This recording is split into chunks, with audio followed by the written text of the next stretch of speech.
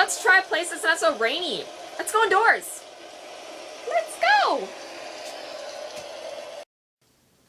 Whew, that was a rainy one out there. So, the raincoat.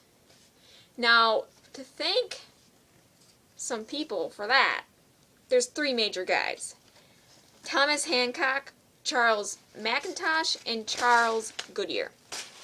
Now, Thomas Hancock was nicknamed the father of the British rubber industry. In 1837, he patented the masticator, which recycles rubber into sheets.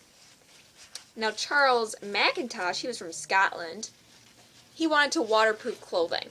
So he used coal tar naphtha to dissolve rubber and then brushed these sheets of rubber onto wool and then attached to it another piece of wool.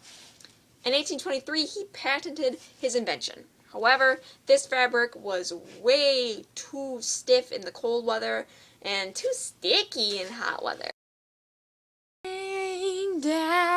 Rain down, you're still there. Okay, well, where are we? Oh yeah, I didn't even go on to Goodyear yet. One of the most important guys. So in 1839, this American man, Charles Goodyear, he added sulfur to rubber and baked these samples on his stove. And this process became known as vulcanizing. Vulcanization involves the creation of carbon and sulfur bonds. In Unit 4, we also talked about bonding. So, we would have classified these bonds as ions. This rubber was malleable, which means it can be shaped or formed. And we also learned about that in Unit 3, periodicity, when we talked about the properties of metals.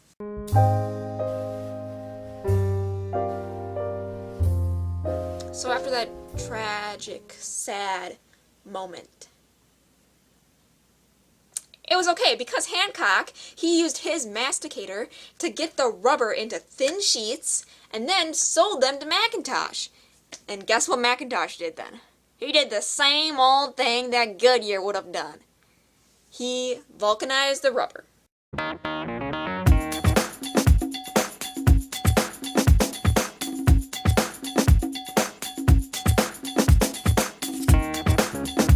So, today, a common water repellent is fluorinated hydrocarbons. But the problem with these is that they are insoluble in water. A solution to this problem is supercritical carbon dioxide, or SCCO2. Supercritical carbon dioxide helps to increase the solubility of hydrophobic substances. And this also relates to Unit 6 chemical reactions, because in order to for a waterproof material to work properly, they need to be soluble in water.